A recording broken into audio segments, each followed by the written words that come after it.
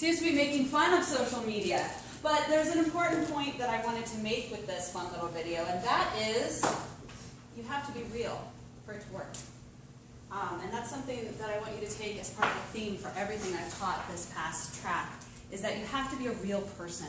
And I think it's important to also understand as entrepreneurs, business owners, and people of the internet even, that we have to be present. In fact, someone tweeted me the other day, they asked me via tweet, what are your top tips for being good on Twitter? And I just replied, be real, be present, and respond, basically. And that goes for everything. We need to be present, we need to be real, because these are just tools. They will not work if we are not present, if we're not a part of that system. About, you know, I used to say a lot when I taught, and I kind of got away from it, but it's so true, is that if you are really boring and not really personable in real life, you're probably going to not be very good at social media. So hone up on those social skills first and foremost. When I started my business, I own Stellar Media Marketing. It is a social media consulting firm. I do this for a living. I know it sounds like I sit on Facebook all day. It's not true. When I started, I built my business off of face-to-face interaction. I went to probably 4 to 5 networking events a day.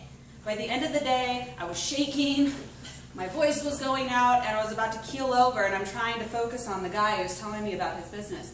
So just know that even I, a social media person, sees the value in the face-to-face. So it's really important that you are part of the process. You are a true person. And that's something we're going to see as a theme here in today's class, which is social media for sales and marketing. Now, my background is actually in sales, and my mentor was a national sales trainer for home builders. So I actually helped her quite a bit with that process as well. So it's been a fun experience to go from traditional sales and those ideas of Zig Ziglar and, you know, the very old school sales, and then what it means today.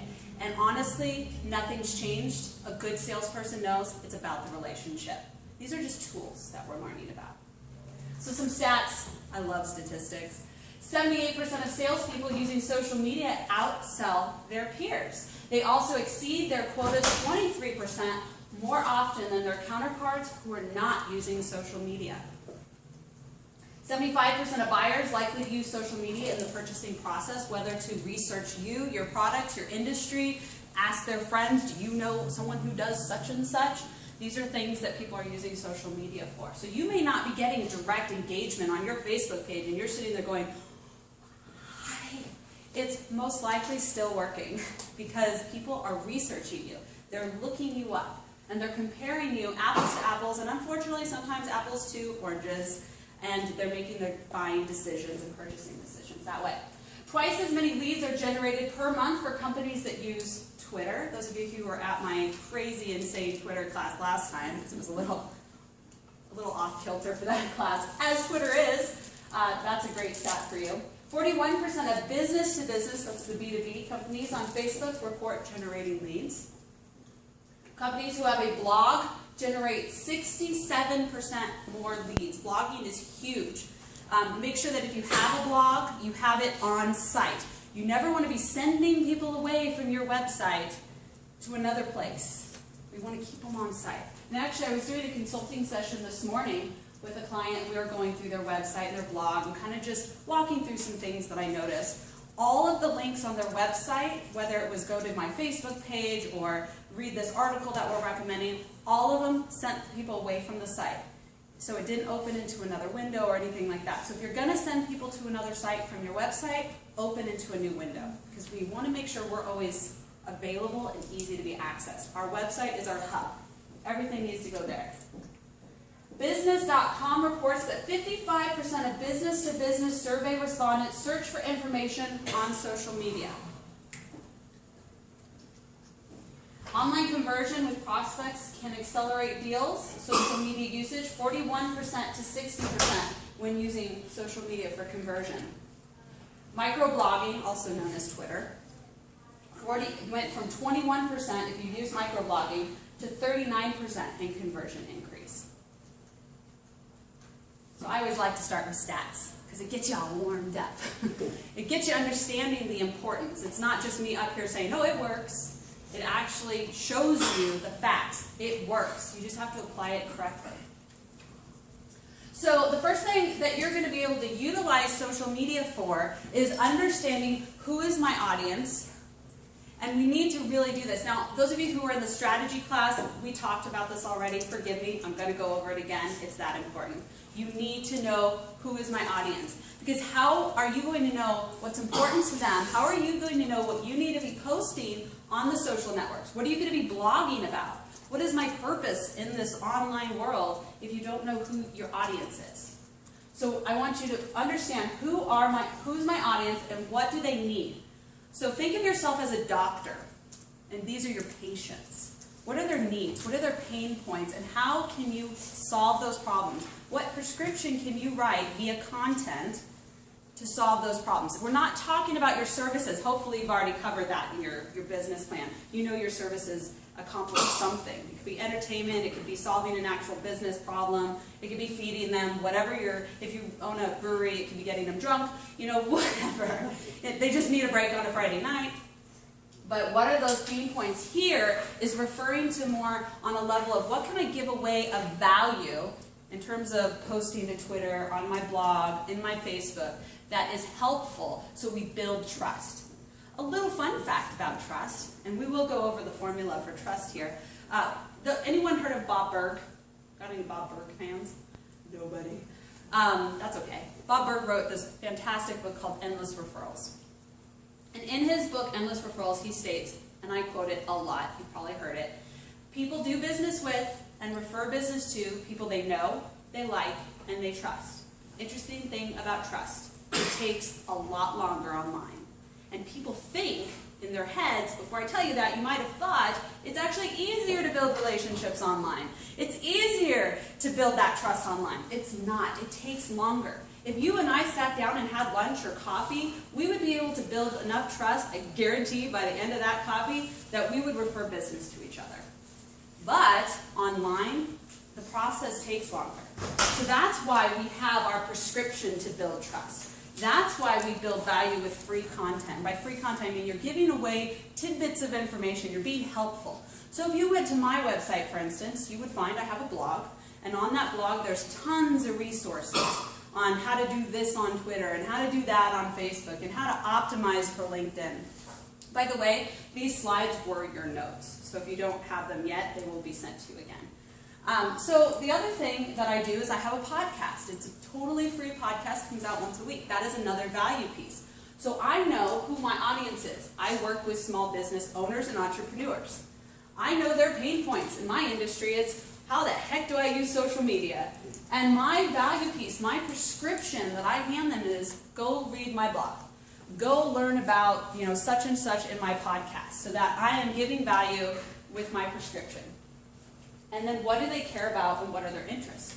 So outside of just presenting them with just your content, when it comes to social media, as you may or may not know, we're also curating, is what we call it, other people's content. Non-competitive, maybe it's our power partners, maybe it's an interesting blog that we read, and we share that content. And that could be both helpful as the value piece of what's their pain point, how can I help solve it, or it can just be valuable that it is that same entrepreneurial or business. So like my who they are, I have entrepreneurs and I have small business owners.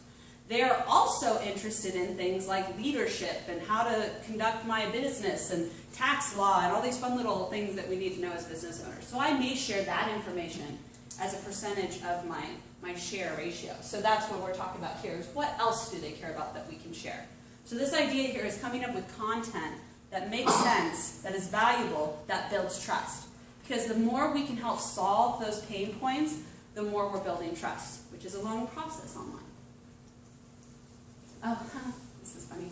I always like to do this. Anyone 80s babies in here? Any baby? Got some 80s babies? That's me. That's Vanilla Ice, for those of you who don't know that. And he raps a little song, and it goes, if there's a problem, I'll solve it, right? People always look at me funny when I do that. White girl rapping. Well, you see this as my husband calls it, meme. It's actually called a meme. And it says, if there's a social media problem, I'll solve it. So that's just my example of what we're talking about here. Told you I was on fun form today. Okay, social media is a fantastic tool for learning, for listening, for monitoring.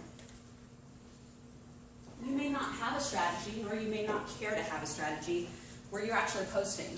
You can still get value out of social media because you can set it up so that you are listening to what people are saying.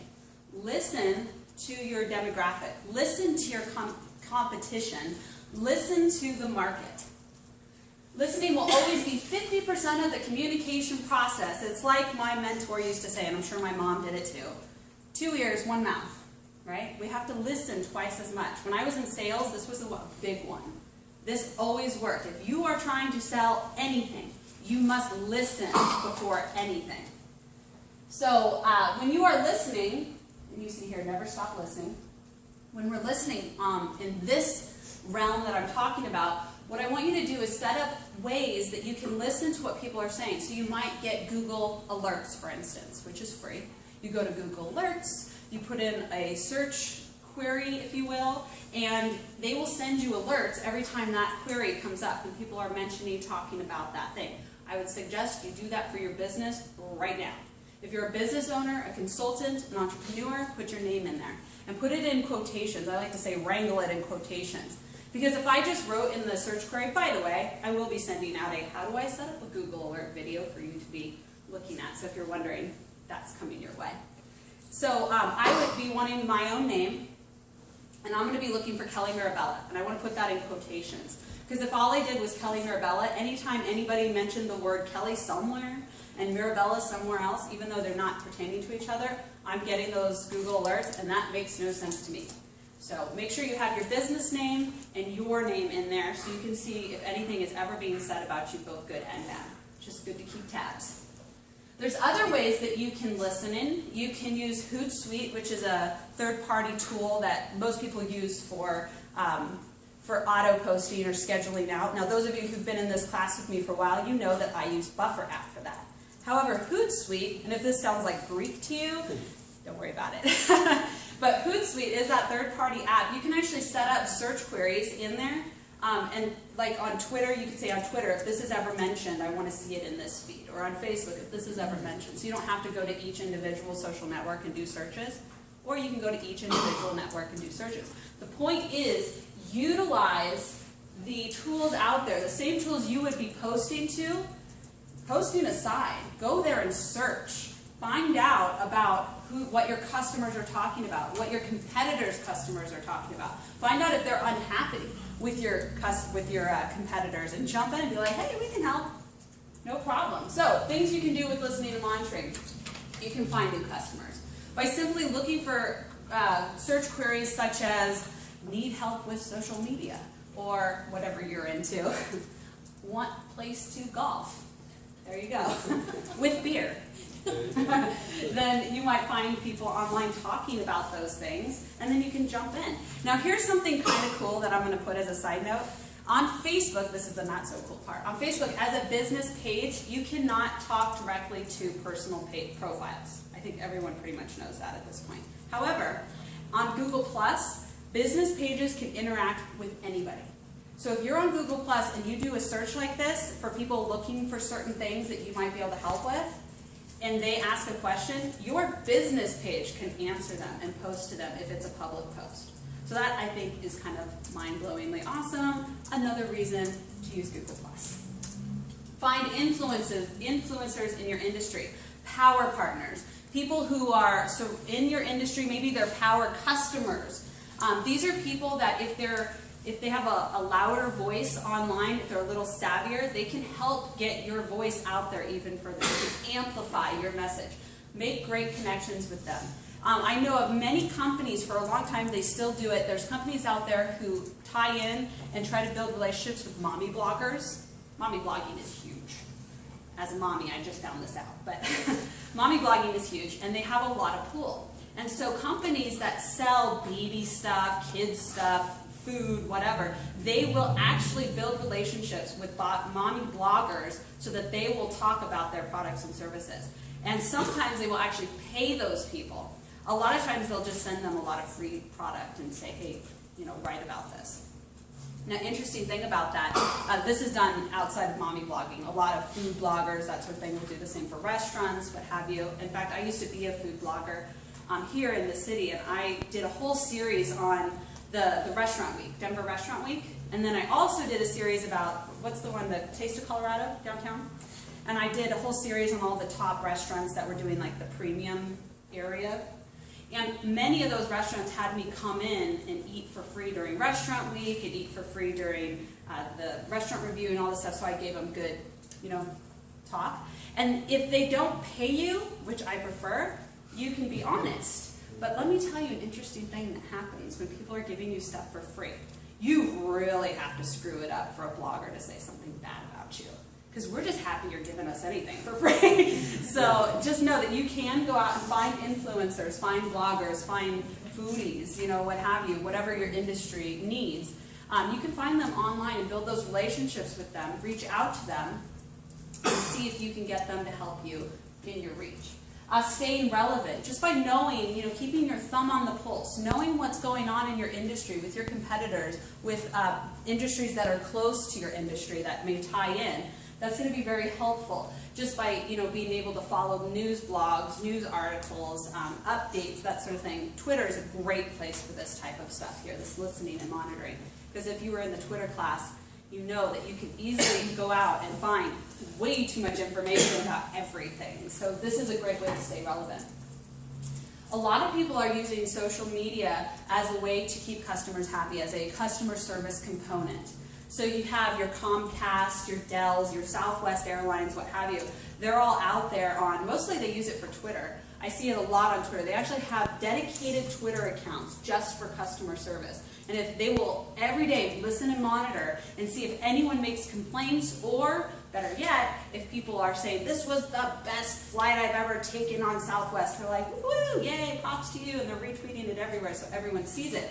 But those customer service departments have dedicated staffs that this is all they do. I'm not saying you need a dedicated staff, but just understand that these tools can be used for those purposes as well.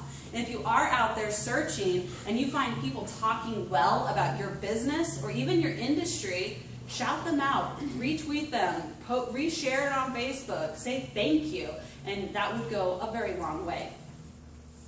Find and create new and relevant content. Listening and monitoring goes very closely, of course, with staying relevant and keeping your thumb on the pulse. And by doing that, you're going to understand what's going on pretty much at all times. So that's very easy. It makes it much easier for you to create content. Any of you blog yourself or write your own content, original content? I've got a couple people. Those of you who do this, you know you have to read. You have to be constantly being inspired by something. It's like going to school. We have to go to, people are like, well, college is a waste of time, or going to classes are a waste of time because of this, that, and the other. Well, the point is that you have to be inspired by something. So even if you've taken my class over and over again, usually there's one or two little things, and I'll go take a social media class. There's always something you can pull out of that. So we need to be listening, monitoring, reading, and that's how we can continue to build new content. I find when I don't have time to do stuff like this, I don't have time to read, my content plummets. And you just have to have something to always be talking about. And this one goes along with what I was saying with keeping up with customers. Make unhappy customers happy and make them converts. Because as you know, people like to go to social media and complain. And the biggest mistake that I see businesses making is deleting those type of comments. You never want to delete a social media comment that's negative, unless it's like bigotry or bad language or something like that that's understandable. But if they're just complaining about bad service at your restaurant or something, that's not a good time to be deleting them, because oftentimes those people are very savvy and you've just asked for it. So don't delete. Instead, you want to approach it, you want to acknowledge it, you don't want to tell them they're right or wrong, because you never want to train your customers to think that all they need to do is go and complain online to get what they want. But you want to address it and then tell them, we want to help take care of you, here's so-and-so's number. They're already aware that they're going to take care of you. So you can use social media in order to convert those people. Cool thing happens when you're able to make someone happy that was initially unhappy. When it comes to social media, we are a little bit more than ourselves, right? We like to be more flamboyant, we like to be more angry, we like to come across a little different than we might in real life.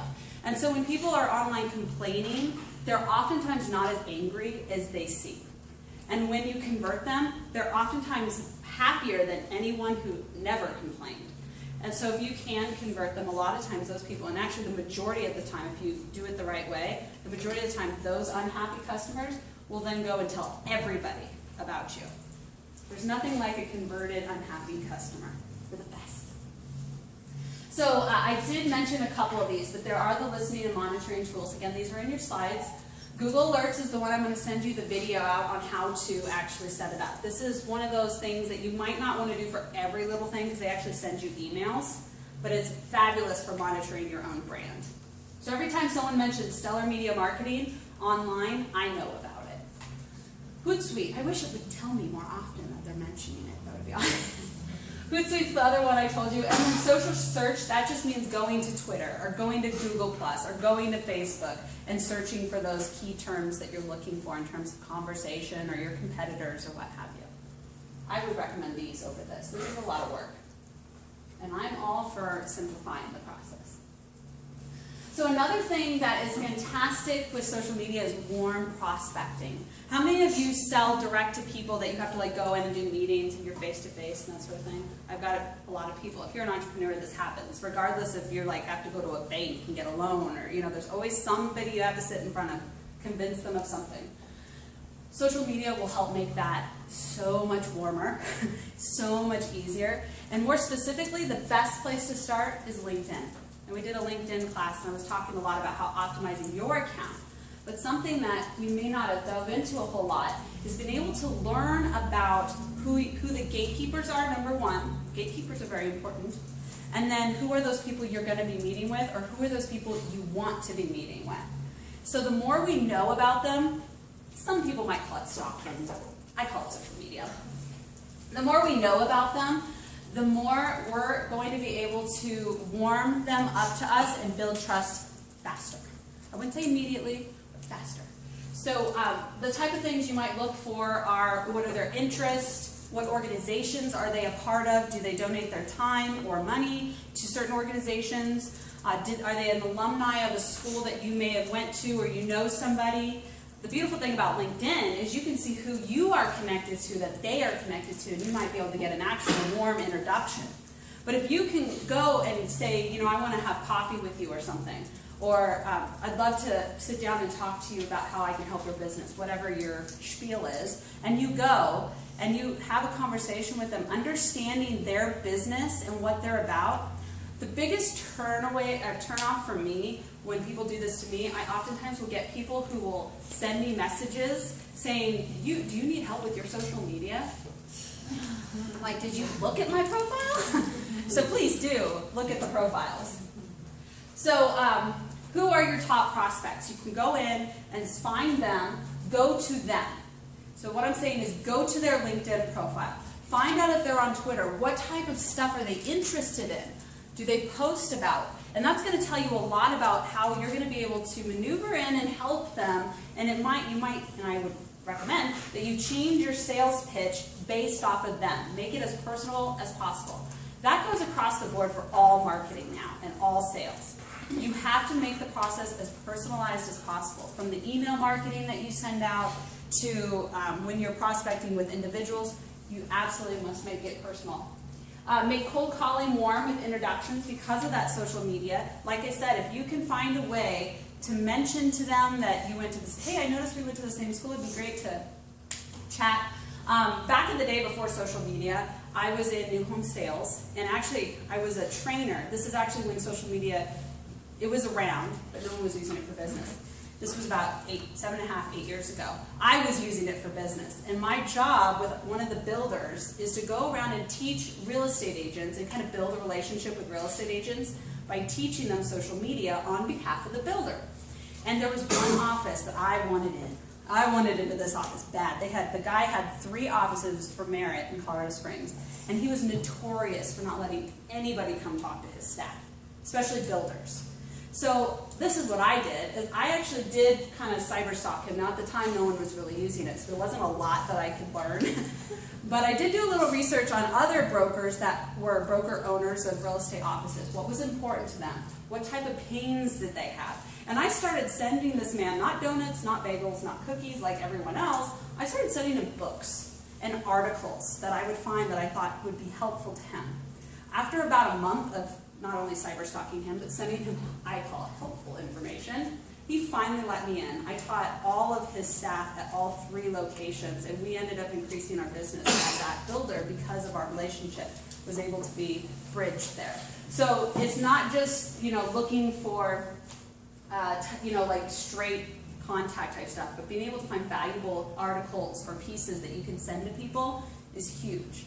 Even if you just want to, shoot them a quick email and say, hey, I knew that you were interested in this and I thought of you. I thought you might like this. What tools can you use to get closer and know more?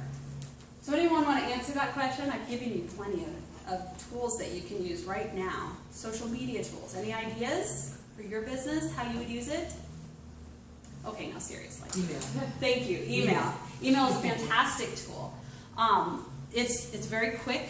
Now, something about email that's interesting, I would always say write a handwritten note whenever possible.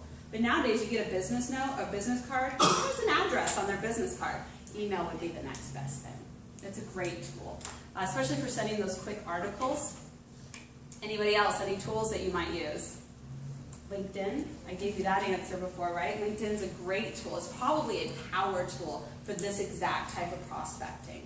So I'm going to just keep putting you guys on the spot as much as possible, because there were a couple surveys before that said I didn't do that enough. So that was you. I'll find out. Awesome. So Google is one of those tools, right? Just simply Googling someone. Ooh, surprised at what might come up. I think I said this in the first strategy class, Google yourself. If I didn't, do it. Google yourself. Find out what happens. I Googled myself, and I apologize if you've heard this story.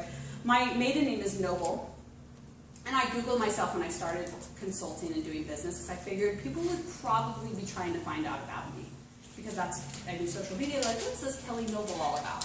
So I Googled myself, and the first page was filled with Kelly Noble, not me, of a woman in Ireland who killed her boyfriend. Oh. I had my work cut out for me. So my first job in my sales process, because I have to sell myself, right? We have to sell ourselves first and foremost. If we are not likable and people think we're, killing our boyfriends, they probably don't want to hire you to teach their staff social media. So you can use social media to then, post a lot, and you can use blogging. I did a lot of blogging with my name attached to it, and now I believe I still show up on page 1 under Kelly Noble. Fortunately, I got married, and that name's not as common.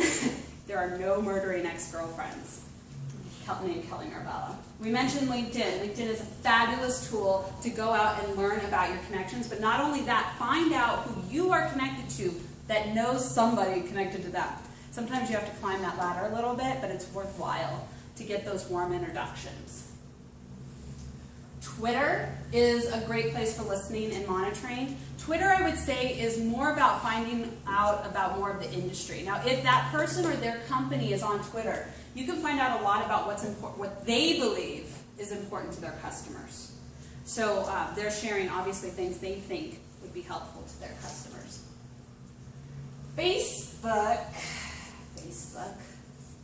Facebook and I don't get along these days. Facebook is still a tool that you can use, depending on how you want to use it. I actually use the personal side of Facebook quite often now for networking and for connecting with people. And you can learn quite a bit about stuff, but we're actually going to dive in a little bit and talk a little bit more about social signals and how Facebook can really help you with social signals. And so stay tuned for that. Now, a lot of this class, going forward, we're going to be talking about email marketing. There's a couple of reasons why. Number one, when you are on Facebook, Google+, Twitter, LinkedIn, you do not own that data. Your connections could go away tomorrow, and if we know anything about Facebook, they probably will. So understanding that owning your own data is immensely important. When you have an email list That is your data. This is your sales list, this is your lead database, however you want to think of it. I call it an email marketing list. Email marketing is probably the most important piece of your marketing puzzle online. And here's one of the reasons why. 77% of people prefer email when they are receiving promotions. This was a study that was done by ExactTarget. This was actually done in 2012. My guess is this number is actually higher now, believe it or not. And I've actually done some study on email marketing. It's still very popular today, even with college students and high schoolers. I promise you it is. So they asked, preferred channel for promotional messages from companies whom I have granted permission to send me these promotions. You notice that's an important piece. We're not just sending unsolicited stuff. 77% of people overall said email. Now I want to point out some other things to you. Primarily, 15 to 17-year-olds said 66%, 18 to 24-year-olds 74%, let's skip up here, 55 to 64, 81%, 65 plus, 79%. That's the top one. Now, I don't know if you can see what the next closest one is at 9%, direct mail. By the way, email marketing's return on investment is 44% higher sorry, than direct mail. In terms of return on investment, it is less expensive and not necessarily more people will come and do it, but because of the price, the return on investment is higher. I like to point this out. Mobile apps, 1%. Text messaging, 5%. 0 for 65%. Know your market.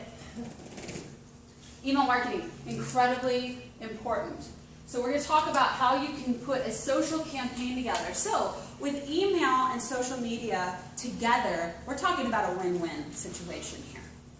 Email is going to strengthen your social media marketing. Now this is an important thing I want you to note. We're not talking about you sending your email from your Outlook. We're not talking about sending email from your Gmail. We're talking about professional email marketing. You can use Emma, you can use Constant Contact, you can use Aweber, whatever you're into. I personally am into Constant Contact. I'm a big fan, I'm a partner, which is why our checklist is actually coming from Constant Contact today. But here's a couple things to consider. The offer. Before you start promoting and planning, decide what great offer you'll be sending out to fans. So going forward, the ideas here is how can I sell and how can I build my lead base, my email list. So the offer is going back to that prescription we're writing. What is something that's valuable that we can give away that's going to help me build my list? Now you might see people giving away like an iPad, or like sign up for our email newsletter and like us on Facebook and you'll be entered into a drawing for an iPad. I hate that. Because what you're saying to people is, anyone can join, even if you don't care about my company, you may win an iPad. What happens after they give away the iPad? All those people unsubscribe. Now, I give away on my Facebook page and through campaigns like this, I'll give away like a visual resource guide, or an Instagram guide, or a free recorded webinar for social media. This makes sense because these people who want this information are my client base. So that's why, going back to what we started with, I want you to be thinking about who's my client, what are their pain points, how can I solve that problem? If you got a problem, I'll solve it, right? All right, so what's the offer? What are we giving them? Any authors in the room? You have got a couple yeses? Authors, and we'll see an example. Some authors give away a couple chapters in their